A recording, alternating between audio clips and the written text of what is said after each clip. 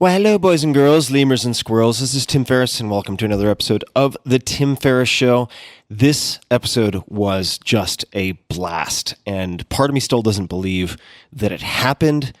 Of course, my job is to interview and deconstruct world-class performers of all different types, of all different stripes, from all different fields.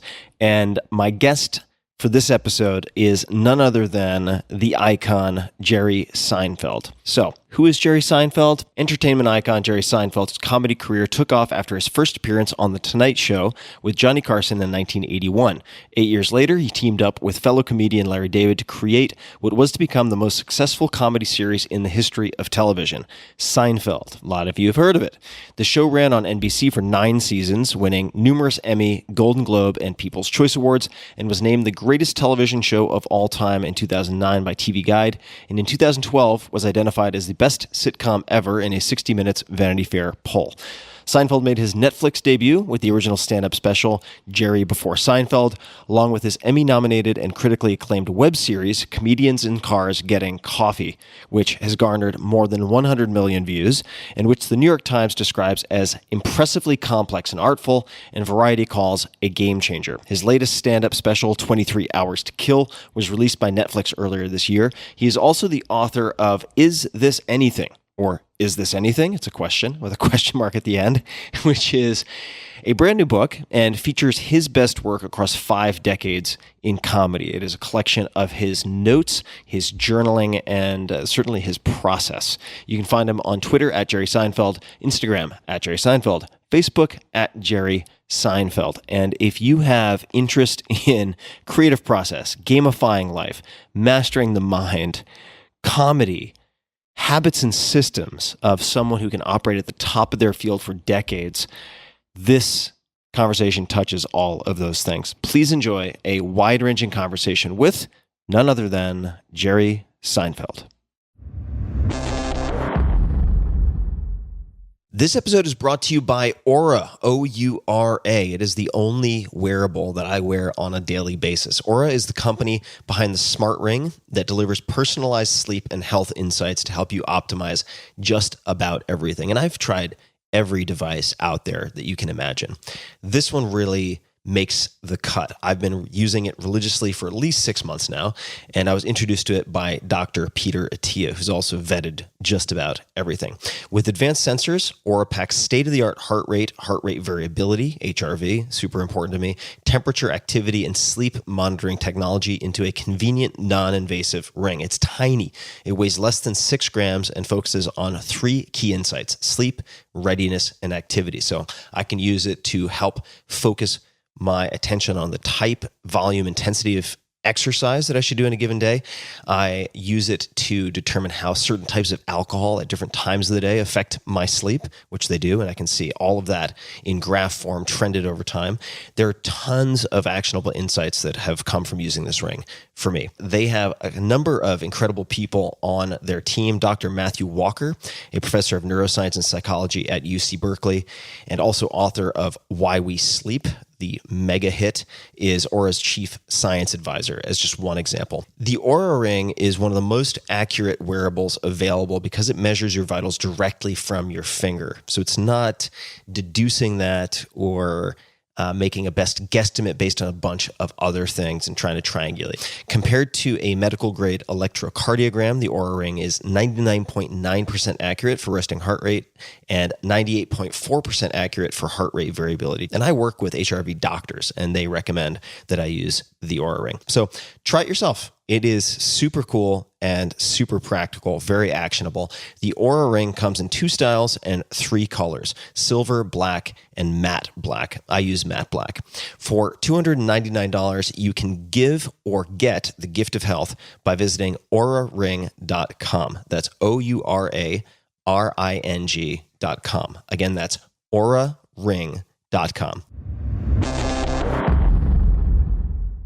This episode is brought to you by Rockform. That's without a C. ROKFORM. Rockform is the active lifestyle iPhone and Galaxy protective case company. I've been using their stuff for a few months now, and good God, they can survive anything. First off, Rockform protection is beyond great. You can find thousands of 5-star reviews and customer testimonials, which the team at Rockform calls survival stories, that include things like a drop from the upper deck of a baseball stadium and a 75-foot cell phone tower fall. It's kind of unbelievable, but these cases make your phone virtually indestructible. Each case is built also around an integrated magnet that is completely safe for your phone.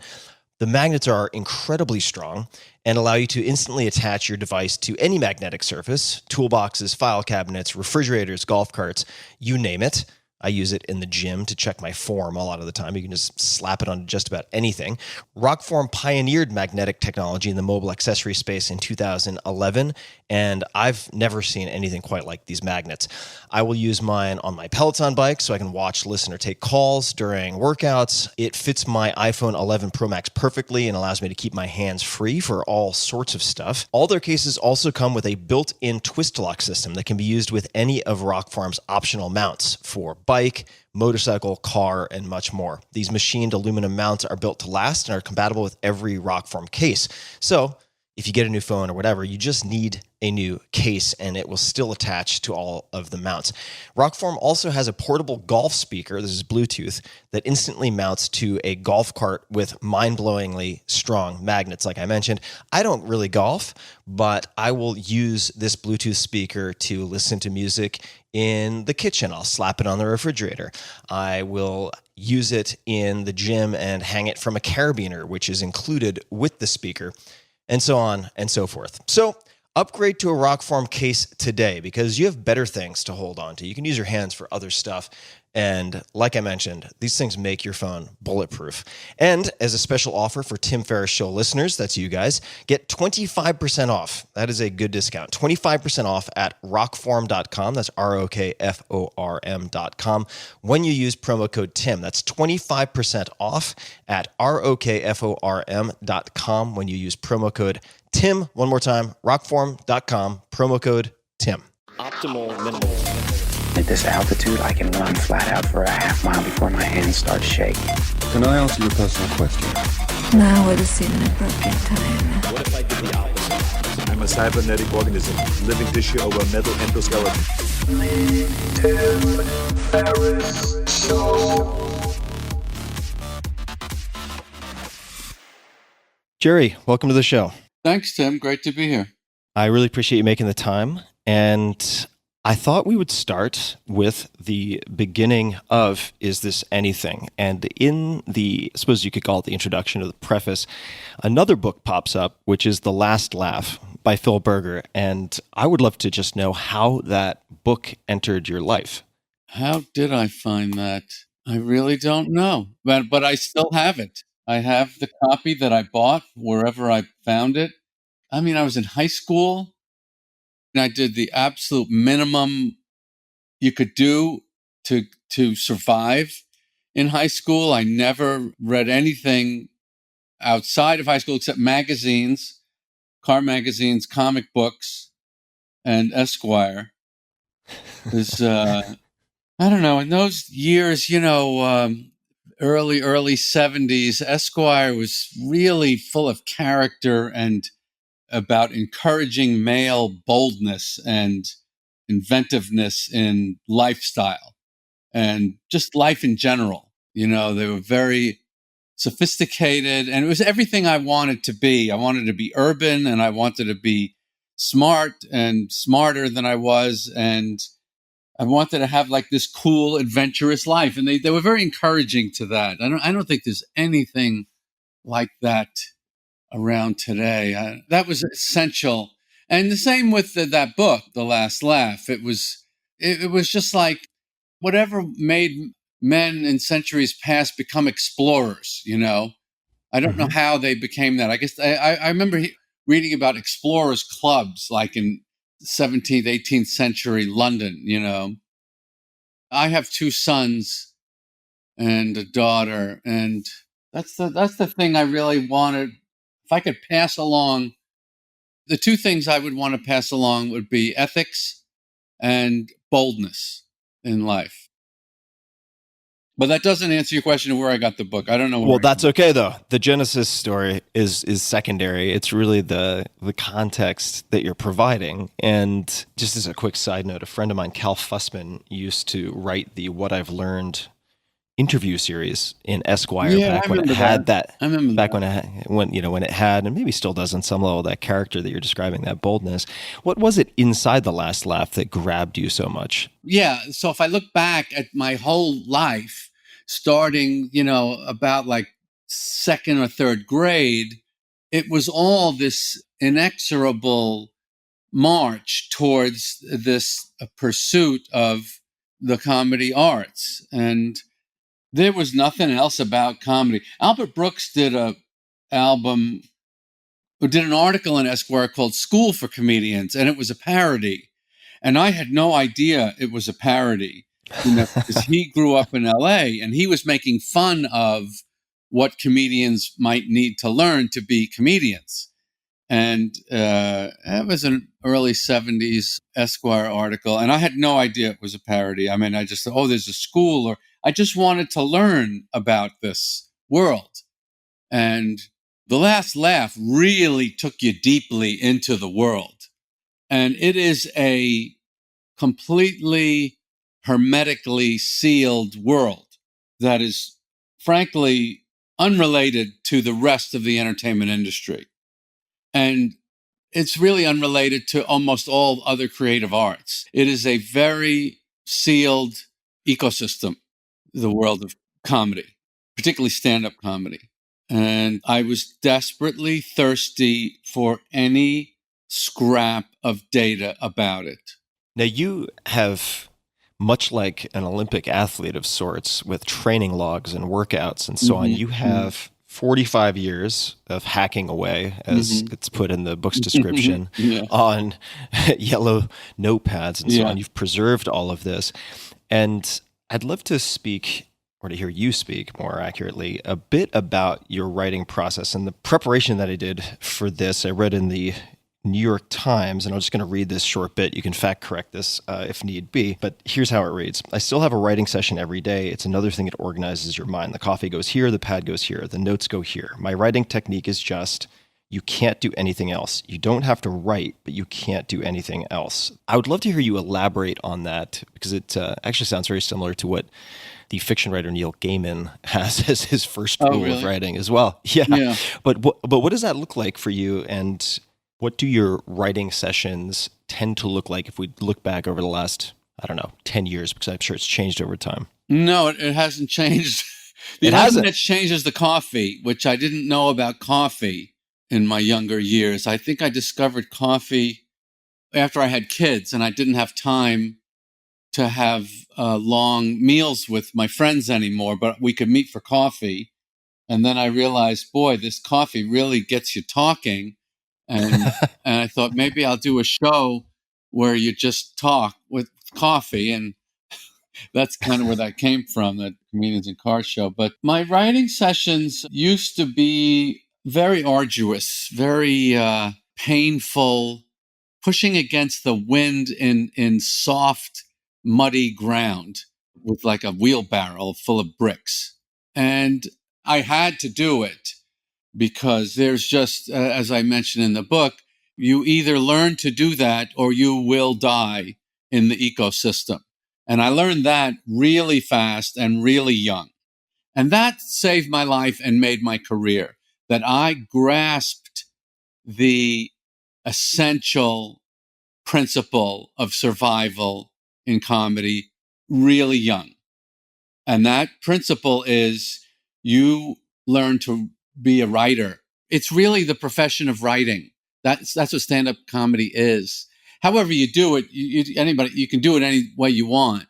But if you don't learn to do it in some form, you will not survive. And when you sit down, is it an empty page? Is it bits and pieces that you've noted through the week as observations that you then flesh out? What is actually in front of you when you start? What's in front of me is usually about 15 or 20 pages of stuff that's in various states of development. And then there's a smaller book of just really, really random things like when you're on a cell phone call and the call drops and then you reconnect with the person, they'll go, I don't know what happened there. As if anyone is expecting them to know anything about the incredibly complex technology of a cell phone. They offer this little, I don't know if it's an excuse or an apology. They go, I don't know what happened there. So anyway, so I don't know. So that's an example of something in that my little tiny notebook that I don't know what to do with that, but it's just so stupid to me and funny. So that to me is it's like an archery target 50 yards away.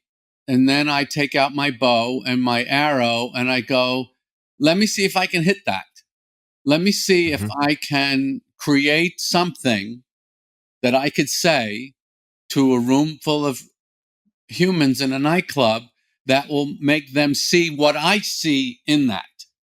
There's something stupid and funny about that to me.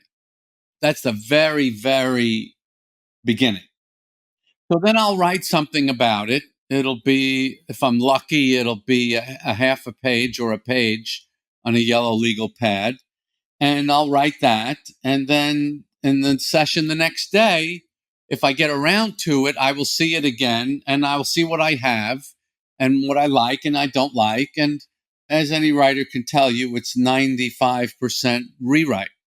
So I have two phases. There is the free play creative phase, and then there is the polish and construction phase of, and I love to spend inordinate, I mean, it's not wasteful to me because that's just what I like to do, amounts of time refining and perfecting every single word of it until it has this pleasing flow to my ear. And then it becomes something that I can't wait to say. And then we go from there to the stage with it. And then from the stage, the audience will then, I imagine, it's a very scientific thing to me. It's like, okay, here's my experiment. And you run the experiment. And then the audience just dumps a bunch of data on you of this is good, this is okay, this is very good, this is terrible. And that goes into my brain from performing it on stage. And then it's back through the rewrite process. And then new ideas will come. And it's just millions of different kinds of development. It's just that, so you're just trying to you're just going to that place of creating, fixing, jettisoning. It's extremely occupying. It's never boring. It's the frustration I'm so used to at this point, I don't even notice it. And it's just work time. It's just work time, and that's I like the way athletes talk about, I got to get my work in. Did you get your work in? I like that phrase. One of the reasons I was looking forward to doing this show with you is I know that it's something you are very interested in. The craft. The systemization of the brain and creative endeavor, or, I really think when I'm working, it's very much like when you're watching a pitcher working on stage. And now we're going. Yep. So that's different. So basically it's on stage and off stage. It's the desk and then the stage and then back to the desk and then back to the stage. And that's endless. The process and the repeatable process, the experimentation, like you phrased it, is extremely interesting to me. And if we take that cell phone example, the dropping of reception, that's an observation. It seems to me that you are a real connoisseur of questions, whether those questions are being used as part of a bit or possibly as prompts. And you mentioned the coffee in part leading to comedians in cars. In a Harvard Business Review interview, you also mentioned that it's important to know what you don't like. A big part of innovation is saying, you know what I'm really sick of? ? Right? And for you, that was talk shows where the music plays, somebody walks out to a desk, shakes hands with the host, sits down. Yeah. And what am I really sick of being a departure point for innovation? I would love to hear about any questions, if there are questions that you use as prompts to help elicit observation or materials for yourself. No. That part is somewhat having a very cranky nature and being a sensitive kind of, I don't know if it's perception, but you're just provoked by a lot of things, Yeah, and right. that, if you're lucky enough to have that, the next thing you must do is nurture and protect it and never lose it.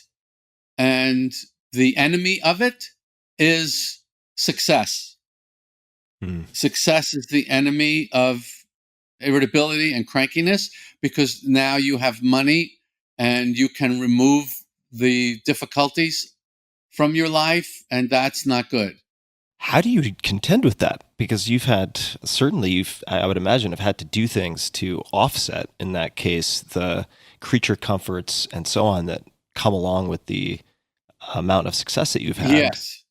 The thing I did that really solved almost all of that issue is I got married. Okay. And please elaborate. You'll never run out if you get married, and if you have kids, then you've got a gold mine.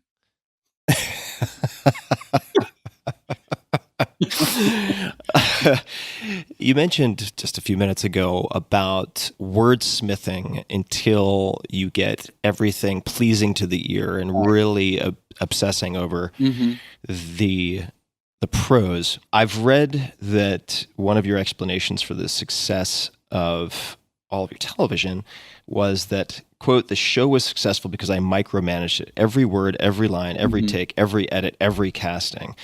And then later on, if you're efficient, you're doing it the wrong way.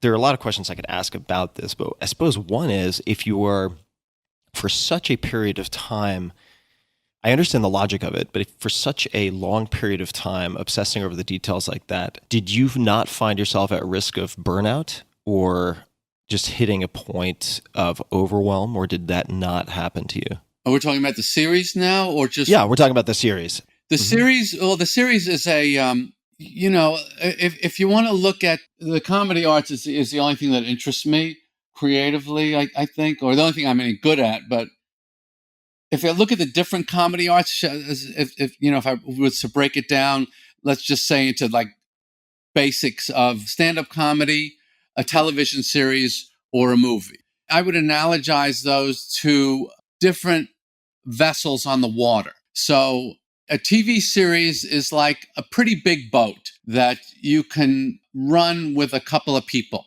A movie is a yacht. There's so many people. It's a beautiful thing. There's a lot of money involved. Everybody wants it. Everybody thinks it's the ultimate way to go across the water. And stand-up for me is a surfboard. It's just you paddle out, and you try and catch the energy, and you're all on your own. And you can do it and go home, and nobody but you really even knows what happened. I think the more people you add to the vessel, the faster you're going to struggle to maintain its progress through the water. For sure, the TV series got to a point, we did it 9 years, and the way I was doing it, that was as far as it could go before it was really going to stop cutting through the water in that beautiful way that it was doing. That's why I pulled out of it before I had to, before anyone wanted me to, because I didn't want to be on a boat that was starting to struggle. I didn't want to have that experience. And even more than that, I didn't want the audience to have that experience. I wanted to complete this gift to them in a way that they would always go, oh, I was given a lovely thing one time in the 90s, and it was just lovely. I wanted them to have it like that. No excuses, no if onlys, no, it did go on a bit, maybe longer than it should have. I just wanted them to have this lovely gift. That's why I stopped the TV series. I could also describe the TV series to you as a weather event that has an energy that gathers and becomes cyclonic, but every storm blows itself out. And that storm was about to run out of energy. And so was I. It's the same thing because I was at the center of the storm and I could feel the slowing of the cyclonic curve, the funnel. Is that something that you had a role model for? Is that something you simply perceived? Because it's very rare for someone to step out like Rocky Marciano. Usually they go a bit too far, they get slapped around a bit, or they end up signing, baseball mitts at Caesar's Palace or whatever it is. Did you have any model for that? Was that something you decided entirely on your own? The closest I had, and I would never compare myself in any way, shape, or form, was the Beatles. The time frame of the Beatles was 9 years. They broke up for different reasons. We had no Discord on my show, like they struggled with. But the portion size of the Beatles just felt so right to me. And I thought, and they were together about 9 years, and we were together about 9 years. And there was something about adding that other digit to go to 10. Like if people said to me, how long did you do that series for? And if I said 10 years, I could just hear people go, wow, 10 years. It's just the portion size just felt too big to me. You mentioned, I guess, irritation as a wellspring of sort of comedic material. Is it irritation or is it sensitivity in the connotation of a very sensitive scale where you're just perceiving more? Is it a dissatisfaction or a irritability, or is there... I think your five senses have been made a little too good. And it's not quite comfortable. I have a friend, actually two friends. It was really weird. And they're married. This is a really weird story. And they both suffered from this breakdown in their hearing.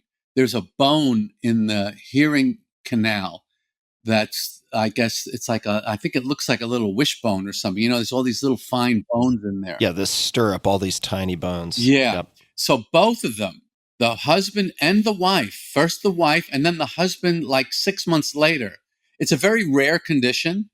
So anyway, they both had to get this very delicate surgery on their inner ear, and they replaced that bone with a piece of titanium that's made to do the same thing. And it's actually this fantastic cure for this problem. And so they both have these titanium ears now. And when they first got it, their hearing was like too good.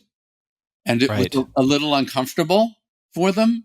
And I think now they've adjusted to it fine. But it reminded me of how I feel like my senses are. My eyes and my ears and my skin. And I just feel everything just a little more than I think I would even like to.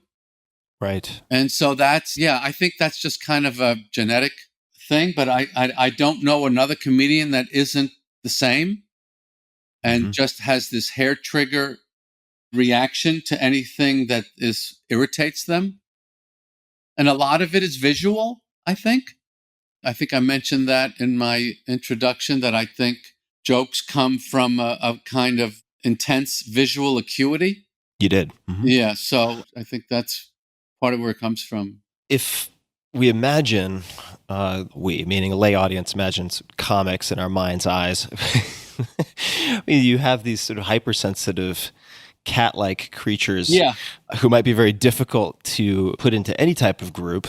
Yes. But yet you mentioned a lack of discord on the show, which I'm not a Hollywood wonk, but I have a little bit of mileage, and that seems to be not altogether common. To what would you attribute that lack of discord? I don't like discord. And I don't like it, and I am fearless in rooting it out and solving it.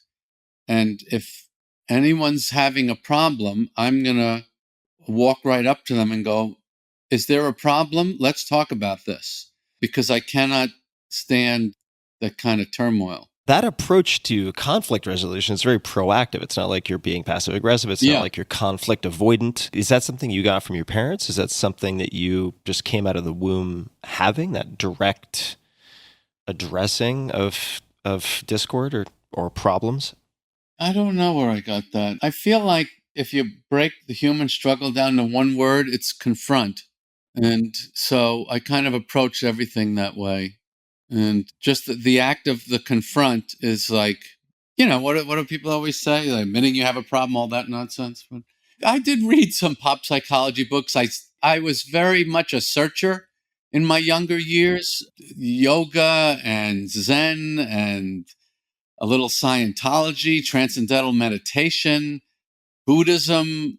I read a lot of stuff I don't know what I was looking for. I think I was looking for a working philosophy, I think is what I was looking for in life to apply.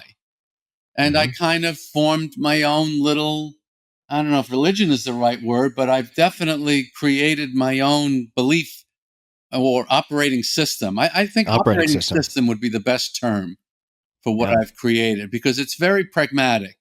It's not faith-based in any way.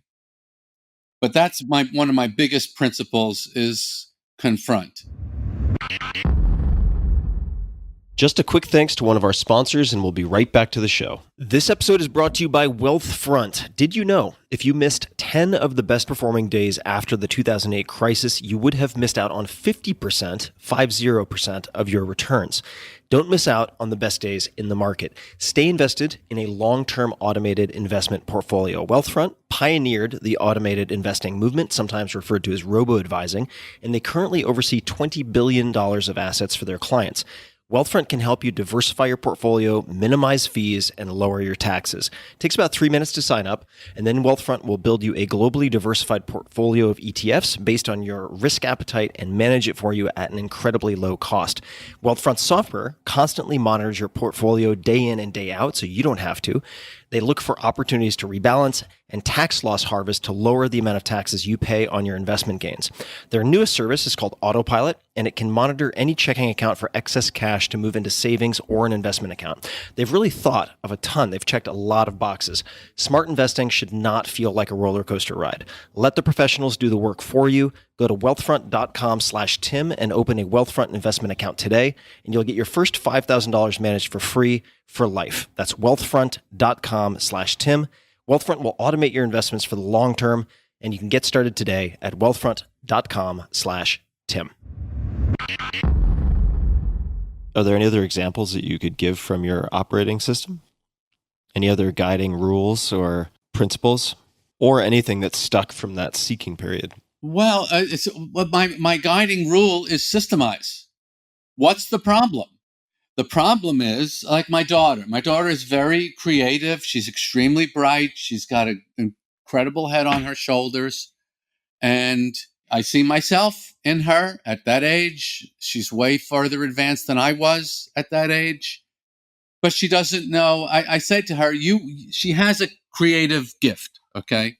So I say to her, when you have a creative gift, it's like someone just gave you a horse. Now you have to learn how to ride it. You got to learn how to ride this horse. And I've seen people that are born by the dozens and dozens. I've seen people that were given black stallions.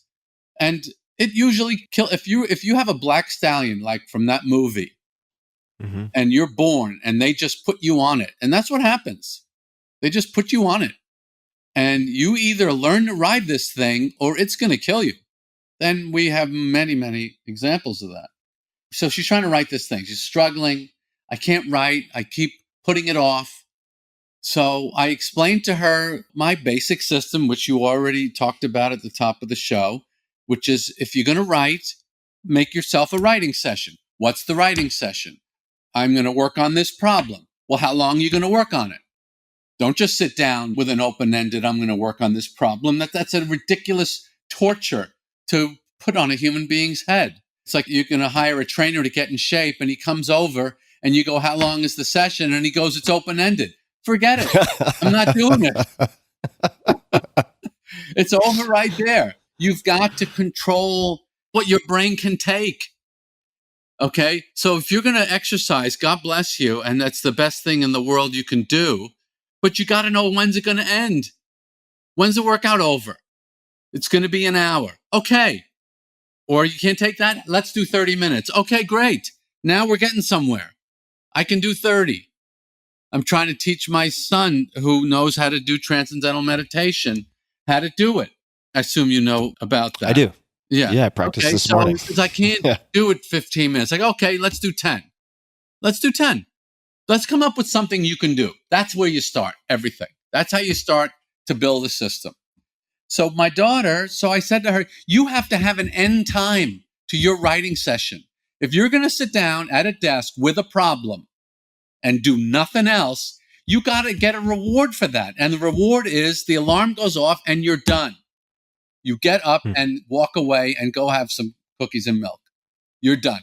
If you have the guts and the balls to sit down and write, you need a reward at the other end of that session, which is stop now, pencils down.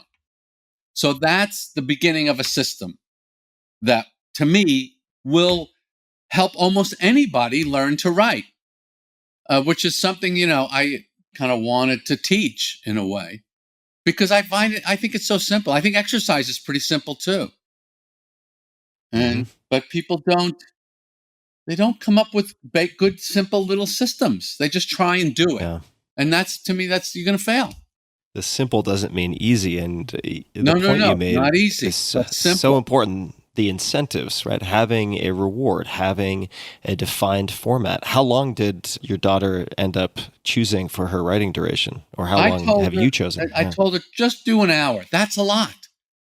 She says, I'm going to write all day. No, you're not. Nobody writes all day.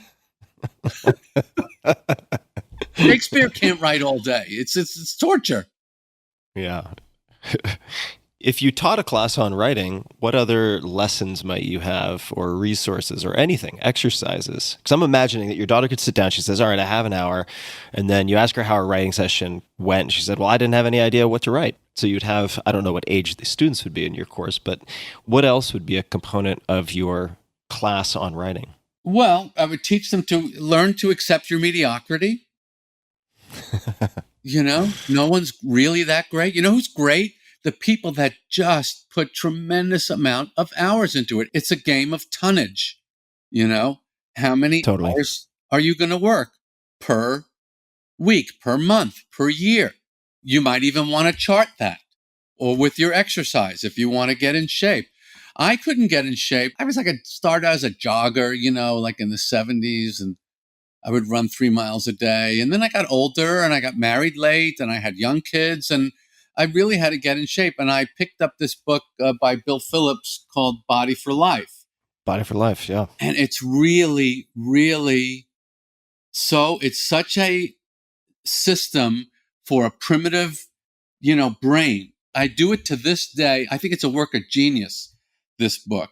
And it really got me in shape because he broke it down to here's what we're going to do in minute 1. Here's what you're going to do to minute 5, minute 12. And this is going to end in 45 minutes or whatever it is. And every minute I know exactly what I'm doing. Yeah. And that turned the key for me. And all of a sudden I was getting in shape. I never had to ask, what am I doing now? Or what are we doing next? It's like you got to treat your brain like a dog you just got. You got to, it's so stupid. The brain, the mind is infinite in wisdom. The brain is a stupid little dog that is easily trained. Do not confuse the mind with the brain. The brain is so easy to master. You just have to confine it. You confine it. Yeah. And it's done through repetition and systemization. So let's talk about feedback in the experimental loop that you mentioned earlier, which was desk stage, desk stage, desk stage. One form of feedback would be audience feedback. And I'm curious what other forms of feedback you have. No, there is no other feedback that means anything. Okay, got it. Well, I'll tell you, here's a little fine point of writing technique that I'll pass along to you writers out there. Never talk to anyone about what you wrote that day. You have to wait 24 hours to ever say anything to anyone about what you did, because you never want to take away that wonderful, happy feeling that you did that very difficult thing that you tried to do, that you accomplished it. You wrote, you sat down and wrote. So if you say anything, it's like the same reason. You ever heard the thing like you never tell people the name you're going to give the baby? Sure. Until it's born, because they're going to react. And the reaction is going to have a color. And if you've decided that that's going to be the baby's name, you don't want to know what anybody else thinks. So I will always wait 24 hours before I say anything to anyone about what I wrote. So you want to preserve that good feeling. Because if let's say you write something and you love it, and then later on that day, you're talking to someone and you go, hey, what do you think of this idea? Blah, blah, blah. And they don't love it. Now that day feels like, I guess, that was wasted effort.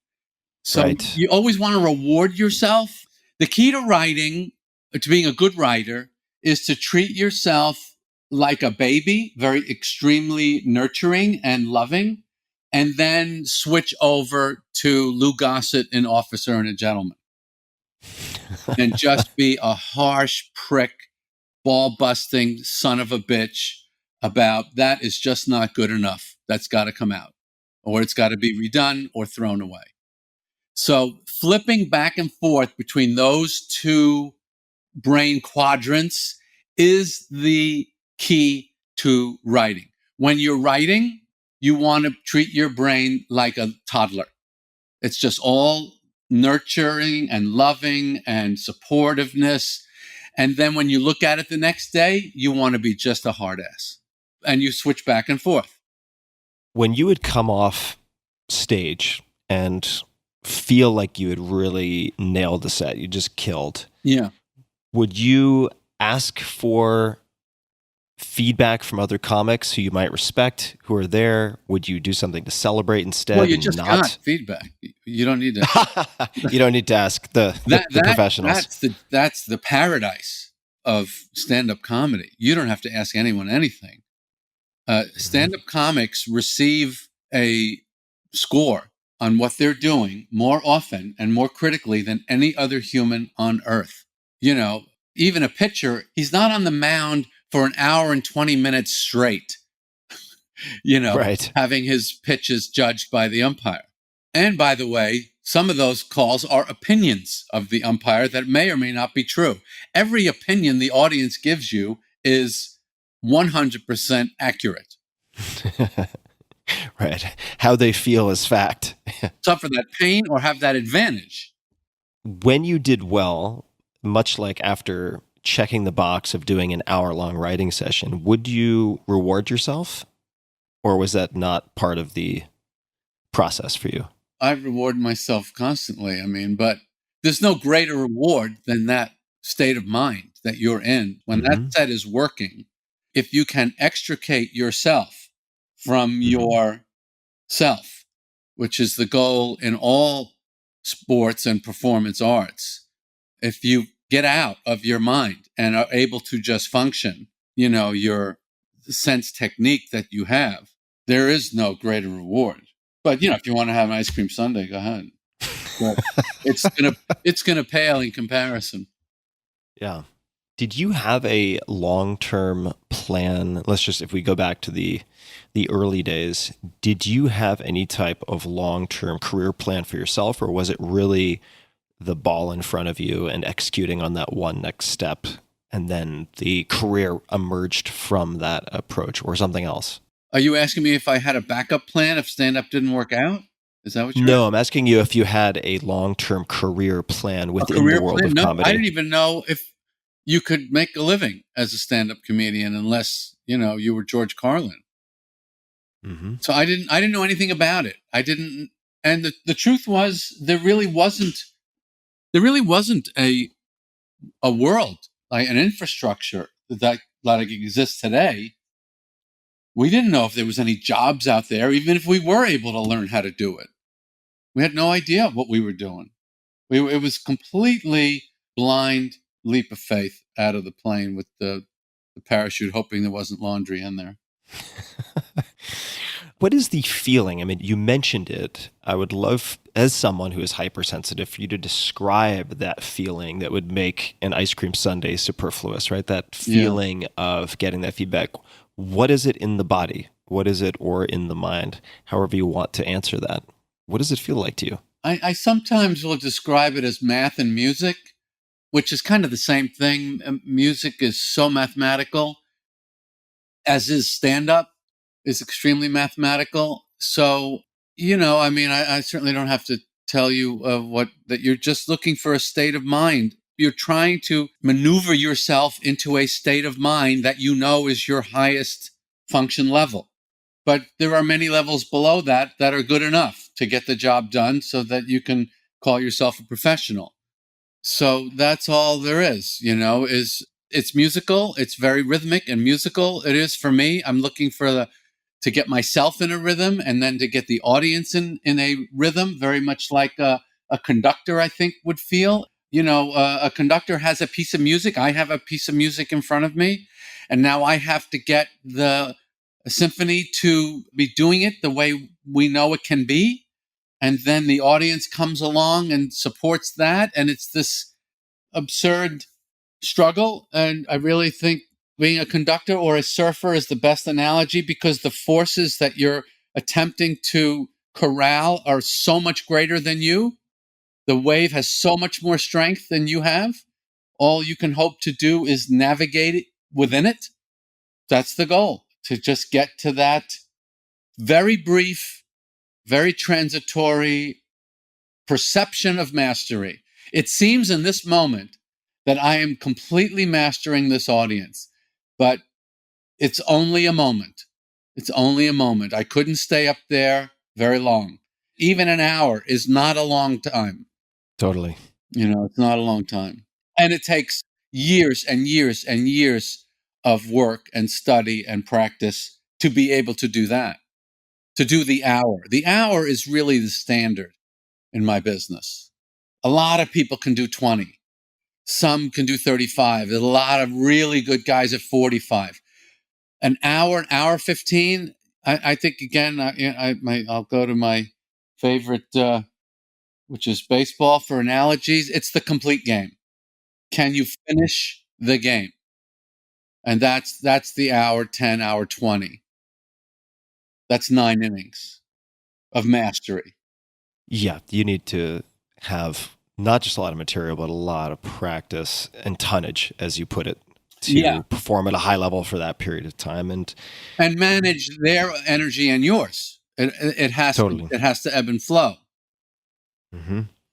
And that's, just to piggyback on the analogy you used, very much similar to sports. And I've had a lot of athletes on the show, and even some surfing legends like Laird Hamilton, they'll say they should call surfing paddling, because that's what you're actually doing most of the time. I mean, what you get to show at the end of the day is the cover shot surfing the big wave, but that's really the output of a lot of tonnage. Right. And I know you've been quoted as thinking of yourself more as a sportsman than an artist. And for a lot of athletes, routine is super key to managing energy and putting in the reps and producing good results.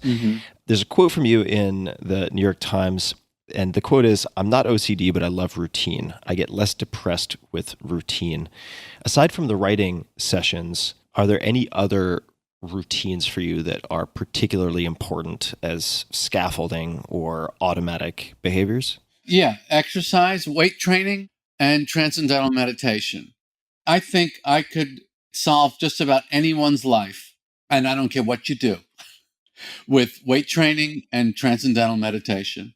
I think your body needs that stressor, and I think it builds the resilience of the nervous system.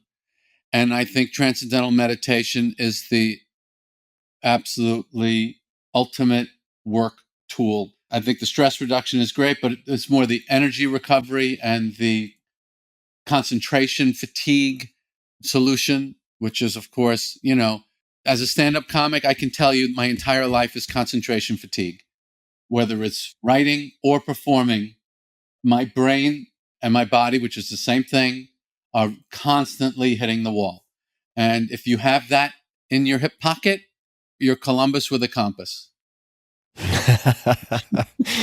Yeah, chatting with Hugh Jackman on the podcast, and he's also a devout, seems like an odd word to use since it can be used quite secularly, but proponent of TM. How many times, what does your weekly schedule look like for weight training? When do you do it? And do you do TM twice a day, or do you? I do it at least twice a day, but I will do it anytime I feel like I'm dipping. Energetically. Yeah. If I sit down and the pen doesn't move for like 20 minutes, I know I'm out of gas. Why isn't the pen moving? My weight training routine is 3 times a week for an hour a session, but I'm into that. I've been into that. I mentioned the Bill Phillips Body for Life program, the HIT training. So it's 3 times a week of weights and 3 times a week the interval cardio training. There are a lot of days where I want to cry instead of do it because it really physically hurts. But I just think it's balancing. It's very balancing to the forces inside humanity that I think are just, they overwhelm us. We are overwhelmed by our own power. And you got to put that ox in the plow. Make it do the stuff that it doesn't want to do. It just keeps it. What the hell do oxes do in the wild? I can't imagine they were happy. Checking Twitter, just developing neuroses. Yeah. So, put it in the harness. I don't know. A lot of my life is I don't like getting depressed. I get depressed a lot. I hate the feeling. And these routines, these very difficult routines, whether it's exercise or writing, and both of them are things where it's like, it's brutal. That's another thing I was explaining to my daughter. She's frustrated that writing is so difficult because no one told her that it's the most difficult thing in the world. It's the most difficult thing in the world is to write. People tell you to write like you can do it, like you're supposed to be able to do it. Nobody can do it. It's impossible. The greatest people in the world can't do it. So if you're going to do it, you should first be told what you are attempting to do is incredibly difficult. One of the most difficult things there is. Way harder than weight training. Way harder. What you're trying to summon within your brain and your spirit to create something onto a blank page. So that's another part of my systemization technique. Learn how to encourage yourself. That's why you don't tell someone what you wrote. Be proud of yourself. Encourage, treat yourself well for having done that horribly impossible thing. I would have to imagine, and maybe this is just a projection because I hope that when I have kids, which I don't have yet, that this will be true for me, but that being kind to your creative self and offering positive reinforcement for yourself through the process would affect how you parent, I would have to imagine. Yes. Unfortunately, we seem to have lost the Lou Gossett side of parenting. So. Pesky Child Protective Services. Yeah. What do they know? But yeah, it is similar. You want to be very encouraging, but you also want to explain there are laws in life that you need to know about or it's going to hurt. I think one of the better lines I've come up with over my life is that pain is knowledge rushing in to fill a void with great speed. Huh. Could you say that one more time, please? Pain is knowledge rushing in to fill a void. You don't know that post of your bed was not where you thought it was, but when your foot hits it, that knowledge is going to come rushing in really fast. It's going to really hurt when your foot hits that post because that was a piece of knowledge that you didn't have that you're about to get. You were talking about Black Stallion and learning to ride Black Stallion lest you be broken yourself by your superpowers / potential murderers. I've struggled with depression for decades and have found some respite in the last 5 or 6 years for a whole host of reasons. But aside from the writing and weight training, is there anything else that has contributed to your ability to either stave off or mitigate depressive episodes or manage? No. I still get them. Mm-hmm. Still get them. The best thing I ever heard about it was that it's part of a kit that comes with a creative aspect to the brain that a tendency to depression seems to always accompany that. And I read that like 20 years ago, and that really made me happy. So I realized, well, I wouldn't have all this other good stuff without that. That's just comes in the kit, that you have a tendency to depression. But I think it's fair to say that I don't know a human that doesn't have the tendency. I'm sure it varies. I have a number of friends who are in comedy, and a lot of them are afraid of getting any type of treatment or taking antidepressants because they worry that it would rob them of their comedic insight. I don't know if that's something you've run into yourself, or is it more that you accept it as a natural byproduct or companion to the sensitivity? I would agree with a chemical intervention to stabilize your mood. I would be nervous about that also.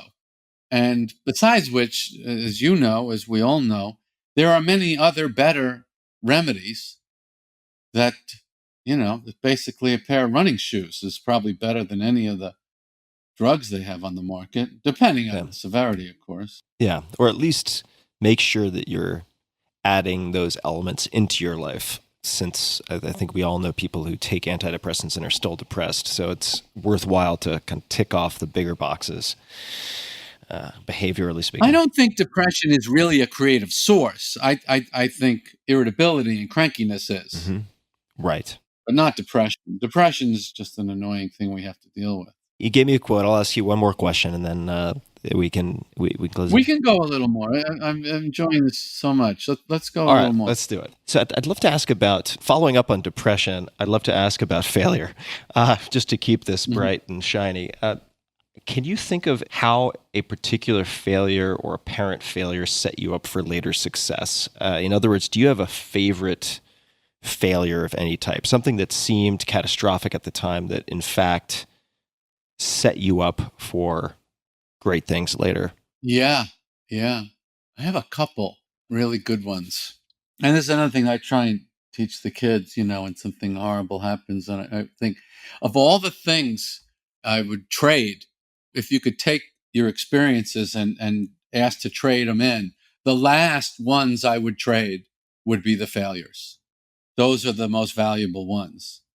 When I moved to LA, I was only doing comedy 4 years, but I had built up a pretty good reputation in New York.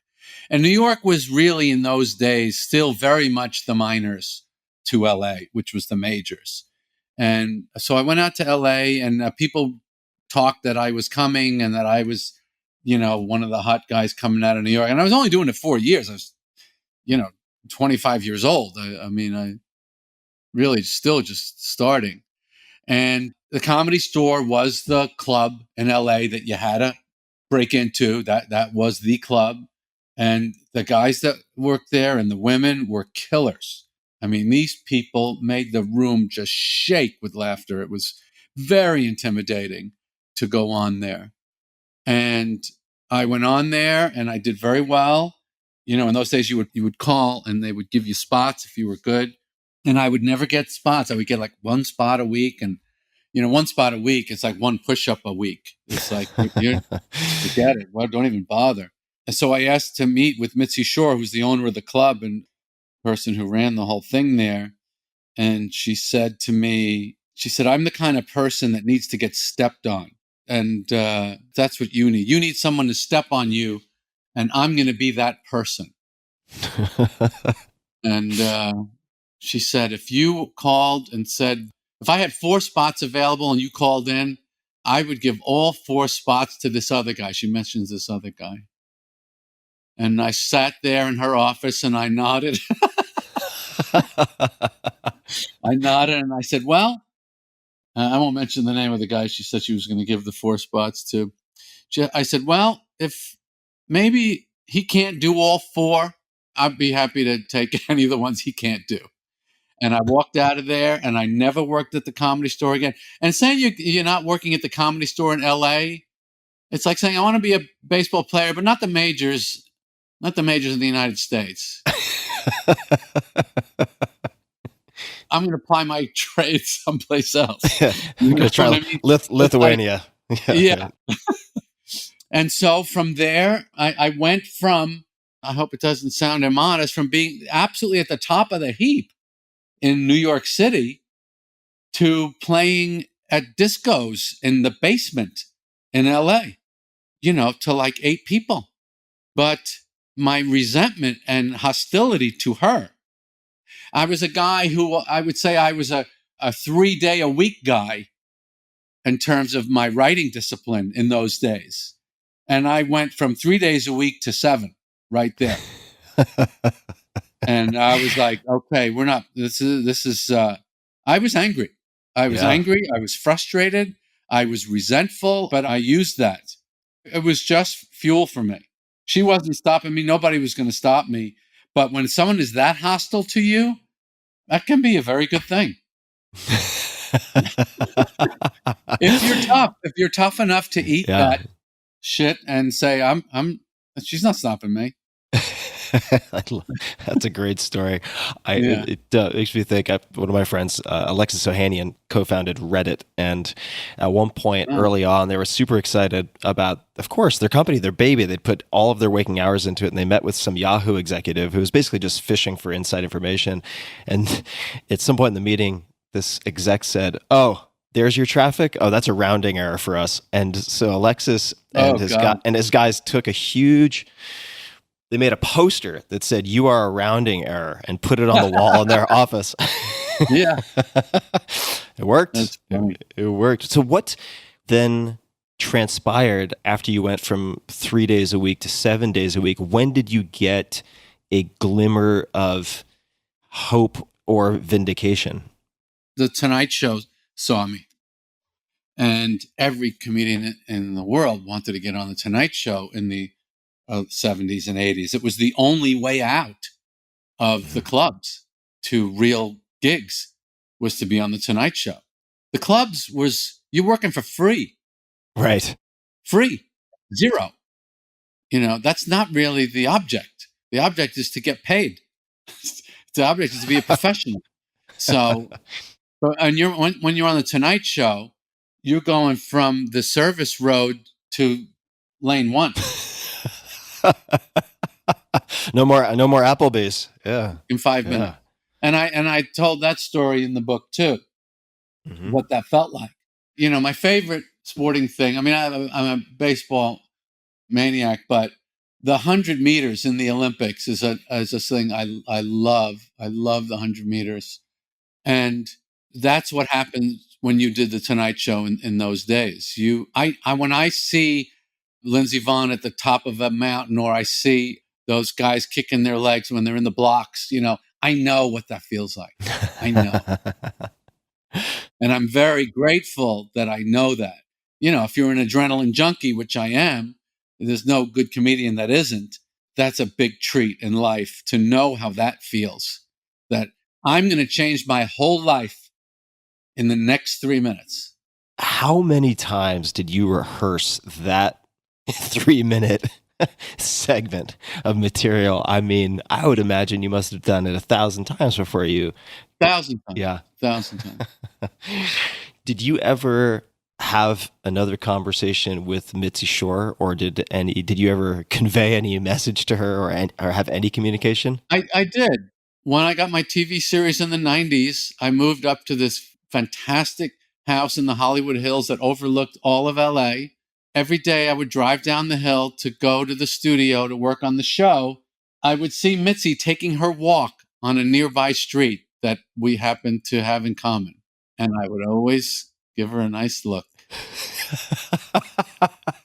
I wouldn't wave or honk, but our eyes met. Newman. Many times. And you know what? Maybe she was right. Maybe I did need someone to step on me. Why did she respond that way? That just seems so aggressive. Did you do anything? Because I would never be the type of broken winged bird that she wanted to have in her little chicken coop of dysfunction that was the Comedy Store in those days. I was not built like that. The only reason I wanted to be a stand-up comic is because I wanted to say to myself and to the world, I don't need you. I can do this myself. And the Comedy Store was filled with people that needed her. The comedy world in those days was a druggy, it's a very dysfunctional world, the comedy world, because you're taking these people that can't fit in, they can't, they have this one skill, and then you put them in a situation where they can get anything they want. So whatever dysfunctional, chemical, sexual, you're lazy, you're broken, you're messed up, now you have no structure around you to fix it. Yeah. You know what I mean? You're out in the world. You're completely on your own. Yeah. It's designed to break human beings, stand-up comedy. It's a perfect way to break a person psychologically. I've only been to the Comedy Store once. I was brought there by a friend, and I went into one of the back rooms. I'm sure you would know the name of this room, but they listed off a whole lot of old names. I want to say Sam Kinison and a bunch of others, and they said, this is where they used to, this was the green room, blah, blah, blah, blah, blah. And there was this huge table with a mirror top with thousands of scratches on it, and not from fingernails, right? And you just think, my God, if you don't have rails to stay on, I mean, pun intended, I guess, the environment is just designed to destroy. And yes, but that's part of the fun also. The moguls. of this. It's like you're a fish in the Hudson. It's a toxic environment. The attrition is brutal. You never have to say, I don't get why people like this comedian. Don't worry. You don't have to comment on it. The environment itself will correct. It is a self-correcting ecosystem of pure toxic water. The self-sufficiency or desire for self-sufficiency that you gave voice to, the proving to others that you don't need, that you can do it on your own, seems to be a very sharp contrast to a lot of entertainers I know, including comics, who seem to have a lot of codependency, right? Like they need the audience to validate, like they need life support if they had respiratory collapse. And was that perspective and that character or constitution rare? I have to say the Constitution is kind of rare. But I also have to say, I don't know anyone who made it over a long period of time that didn't have it. Yeah. And that's another thing that kind of leads me to the weight training aspect. I think it builds your constitution. Mm-hmm. Yeah. The weight training, and I just want to give credit where credit is due with Bill Phillips. I read that book long time ago. This is before my second book, which was on physical performance. And I was really impressed because it is, to me, first and foremost, a book about behavioral modification and behavioral psychology. And it really nails those elements really well. And, if I think back across the hundreds of interviews on this podcast, whether it's Bob Iger in the world of business and heading Disney, or an athlete or otherwise, if you look at the people who have really performed at a high level for decades, weight training seems to be one of the constants or one of the near constants. Yeah, because you're deteriorating. You're just trying to bend that curve a little bit. I'm 66. I shouldn't be performing at this level at 66. I should be over. So you have to cheat the biology. Yeah. 66. I suppose I could have tried to do the math. I never would have guessed. Do you just wake up some days and find that number to be unbelievable to you? Or is it a foregone conclusion, I guess, because you're in your own body and go year by year? I find it funny, and I find it it really makes the game fun, because I know this should not be happening. I am getting away with murder. So it really makes it. That's another thing I believe in. We were talking about systemizing. Gamifying is another thing I'm very big on. Let's make this into a game. Whatever the problem is, let's make it a game. To me, it's a fun game. I honestly, I wouldn't say this around my family, but I don't care if I drop dead tomorrow. It's like, I just wanted to, I still feel like I played the game well, Yeah. That's all I want to feel. I just want to feel like I played the game well. What would be an example of gamifying? I mean, I've read, of course, the about the Seinfeld's productivity secret, marking the crosses on the calendar, which I guess some people Yeah, kind of that's not really a game. yeah. That's more a stat. I think stats are good if you want to improve anything. My trainer, Adam Wright, and I always like to play this game. Well, this was the maximum amount of weight you did 3 months ago for this many seconds or whatever. And then it's like, so it's a game now. Let's see if I can keep the reps going for 30 seconds. Last time was 25. So it's a little game. It's just, again, goes back to the human brain is a schnauzer. It's just a stupid little contraption that you can easily trick. As soon as you tell me I did it 25 seconds last time, okay, let's see if I can do 30. Yeah. That's not wisdom. That's not intelligence. It's a stupid little machine. Yeah. It's going to do that every single time. Every time you tell someone your last best was 25 seconds, you're going to try for 30. Well, thinking back to what ox do when they're not in a yoke, and how disquieted they would be if they were checking Twitter all day. Yeah, oxen in the wild. Yeah, in the world of dog training, I know like a couple of really high-level dog trainers, and one of the expressions you hear, it's kind of this mantra like you would find in the military or something, which is a tired dog is a happy dog. And just ensuring that your dog is properly exerted, right? And I think there's a lot to that as a human also. Yeah. So if you're looking at gamification in let's just say the fitness realm, are there other ways that you've applied that to your creative or professional work? I guess you have these logs. So in a way, I mean, you have.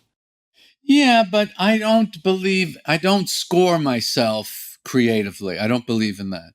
Mm-hmm. This kind of gets into my thoughts on material.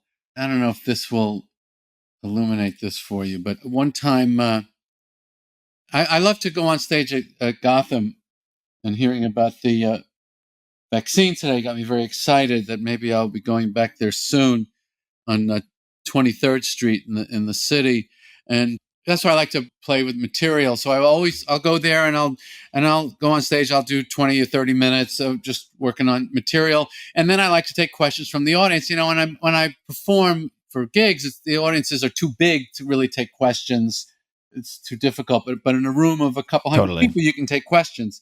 So one night, this guy says to me, he says, when you go back to the same city twice, do you ever worry that they're going to see the same show you did last time? Or how do you know what you did? And how do you know when it's time to take a piece of material out of your act that you've been doing it too long and it needs to be retired and you should do something else? And and these are kind of reasonable questions from a regular person. And I said, so these pieces I was doing tonight, I said, do you think that you could think of things similar to this? And the guy says, oh, God, no, not in a million years. And I went, yeah, that's what I was thinking.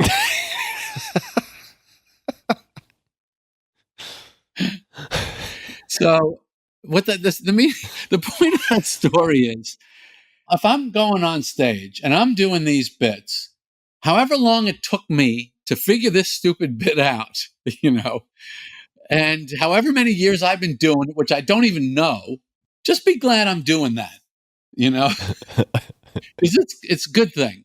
It's a good thing. So this goes to my nurturing side of the equation.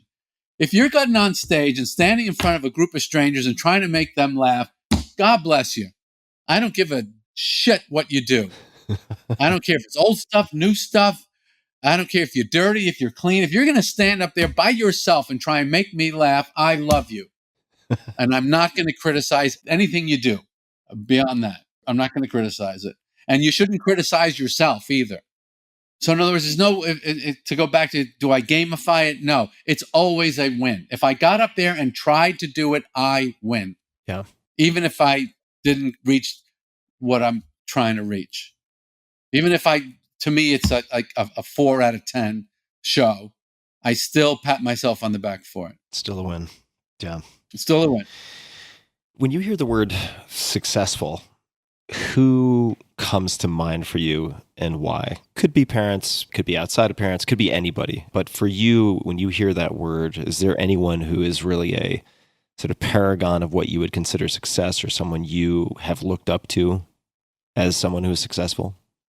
Well, that's a pretty broad term. Hyper broad. It comes down to kind of how you define it also. You know, I think, I don't know if I mean it as a joke, but I say a lot these days, survival is the new success. and Yep. and I'm a big, look, Tim, what do you want me to tell you? In my business, if you're 60 plus, or if you're 55 and you're getting paid to work, paid well, you have crushed it. Yeah. So stand-up comedy, you know, I would move this piece of our conversation next to the toxic ecosystem Right. of this world. Yep. When you have seen the attrition that I have seen, it's like In the Heart of the Sea. You know that book? Yep. Ron Howard made the movie. When they're dropping like flies, and the handful, the small handful. Somebody asked me the other day, how many people whose careers were made on The Tonight Show with Johnny Carson are still working? I didn't want to answer the question. So longevity is what because you had it. You know what I mean? You had it. Mm-hmm. You had it. So once you have it, you can only lose it. Hmm. You know, Yeah. you can only fail to take care of it. Mm-hmm. And that's when we get to health and work ethic and managing yourself so that you don't break. Because they're trying to break you. I always tease my friend Jimmy Fallon that this is like a sick experiment, these talk show gigs. Let's take a human being, put him in a studio for decades, doing an hour of television a day, and let's see what breaks. It's sick. It's a sick human experiment. Like it's like a Pope job. It's like they just do it till you're dead. The forever Skinner box. Oh God. Yeah, that's brittle. Now, I mean, there's a fantastic book about stand-up that I read during the virus called Seriously Funny. And the guy he writes only about comedians of the 50s and 60s. And the introduction of that book, which is like 20 pages long, and he goes through Woody and Lenny and Joan Rivers and all these great people and how it broke one after the other. One after the other was broken by it, that they either were worn out or their brains cracked or their psychology cracked, or, you know, it just took them apart. It's a very, very difficult profession to sustain in. Mm-hmm.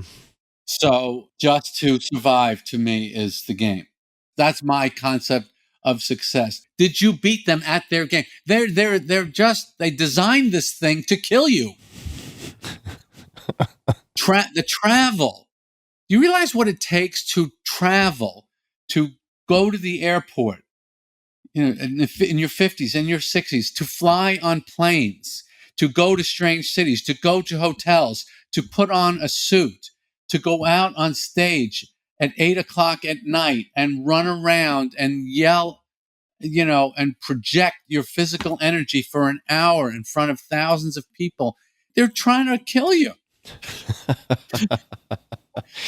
So I have made it into a game. Like it's like Mitzi. I'm going to step on you, and I went, no, I'm going to step on you. I suppose that's the game we're playing. That's life. Yeah. Life is they're trying to kill you. You get this free ride till you're, let's be generous, 43, and then God goes, you know what? I'm going to move on to the people in their 16 to 23, and I'm going to give them my best. If you want to hang around, you can hang around, but I'm not giving you anything anymore. It's on you now. If you want to stick around, go ahead. But I got nothing for you. Okay. You figure it out. So this caught my attention because I'm exactly 43. So, Oh, perfect. yeah, so perfect. Oh, we got to end on that. Oh yeah, That was great. yeah. So the I'm not gonna ask you to leave, but I got nothing for you. seriously funny. I'm gonna start giving these 15-year-old girls amazing stuff, and the boys. I'm gonna give them crazy bodies. That's my focus. Mm-hmm. My focus is 15-year-olds, turning them into superhumans. You, I'm with you. Yeah, I'm the 8-foot sturgeon in the Hudson, barely limping along. Yeah. No one's going to ask you to leave, but we're not giving you anything. No food. No help. There is no help. Survival is the new success. If you have time for one or two questions, then I can bring this to a close. I need to go do some interval training, eat some lentils. This is a question that sometimes hits a dead end, and I'll take the blame for that if it does. You've already given a bunch of possible answers to this, but if you had a billboard, metaphorically speaking, that could get a message, a quote, an image, question, anything out to billions of people, what might you put on that billboard? Back in the 80s, I had a friend who was teaching a comedy course at the Improv on Melrose in LA. And he asked me if I would come in and talk to the class. And I said, sure. I went in, and there was like, I don't know, maybe 20 people in the class. It was in the afternoon. And I went up on stage, and I said, the fact that you have even signed up for this class is a very bad sign for what you're trying to do. The fact that you think anyone can help you, or there's anything that you need to learn, you have gone off on a bad track, because nobody knows anything about any of this. And if you want to do it, what I really should do is I should have a giant flag behind me that I would pull a string, and it would roll down, and on it, the flag would just say 2 words: just work. Just work. Just work. Yeah, I love it. Well, that is, I think, an excellent place to wrap up. Jerry, people can find you on all the socials, Twitter, Instagram, Facebook, at Jerry Seinfeld. The new book is This Anything, which features your best work across 5 decades. That's nuts in comedy. And it's a fascinating book and a hell of a ride. I highly recommend people check it out. For anyone who's a student of creative process, it doesn't have to be comedy, but craft, whatever that craft happens to be. I think you're a real exemplar of just doing the work, but doing it in also a systematic way, which is a particular species of working that I think makes a beautiful case study. And this has been so much fun for me. I really appreciate you taking the time, Jerry.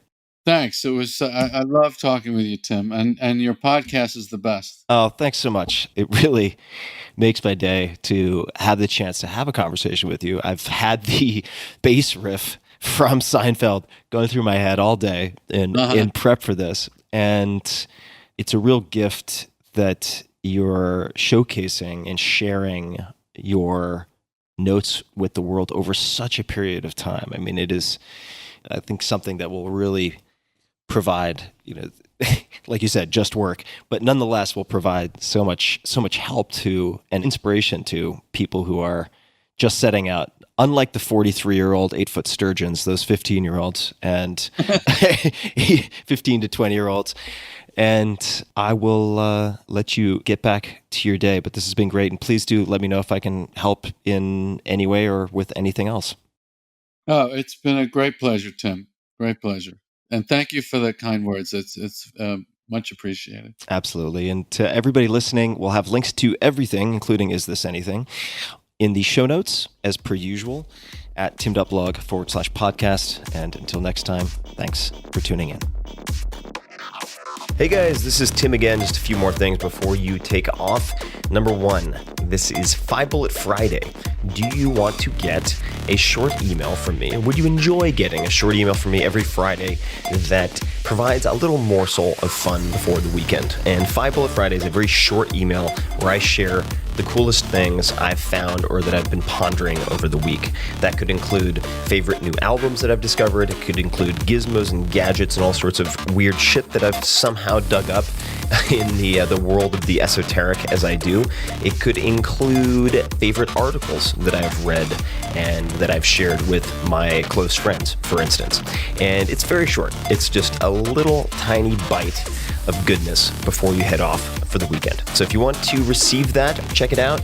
Just go to 4hourworkweek.com. That's 4hourworkweek.com, all spelled out, and just drop in your email and you will get the very next one. And if you sign up, I hope you enjoy it. This episode is brought to you by Rockform. That's without a C. ROKFORM. Rockform is the active lifestyle iPhone and Galaxy protective case company. I've been using their stuff for a few months now, and good God, they can survive anything. First off, Rockform protection is beyond great. You can find thousands of 5-star reviews and customer testimonials, which the team at Rockform calls survival stories, that include things like a drop from the upper deck of a baseball stadium and a 75-foot cell phone tower fall. It's kind of unbelievable, but these cases make your phone virtually indestructible. Each case is built also around an integrated magnet that is completely safe for your phone. The magnets are incredibly strong and allow you to instantly attach your device to any magnetic surface, toolboxes, file cabinets, refrigerators, golf carts, you name it. I use it in the gym to check my form a lot of the time. You can just slap it on just about anything. Rockform pioneered magnetic technology in the mobile accessory space in 2011, and I've never seen anything quite like these magnets. I will use mine on my Peloton bike so I can watch, listen, and take calls during workouts. It fits my iPhone 11 Pro Max perfectly and allows me to keep my hands free for all sorts of stuff. All their cases also come with a built-in twist lock system that can be used with any of Rockform's optional mounts for bike, motorcycle, car, and much more. These machined aluminum mounts are built to last and are compatible with every Rockform case. So if you get a new phone or whatever, you just need a new case and it will still attach to all of the mounts. Rockform also has a portable golf speaker, this is Bluetooth, that instantly mounts to a golf cart with mind-blowingly strong magnets, like I mentioned. I don't really golf, but I will use this Bluetooth speaker to listen to music in the kitchen. I'll slap it on the refrigerator. I will use it in the gym and hang it from a carabiner, which is included with the speaker, and so on and so forth. So upgrade to a Rockform case today because you have better things to hold on to. You can use your hands for other stuff. And like I mentioned, these things make your phone bulletproof.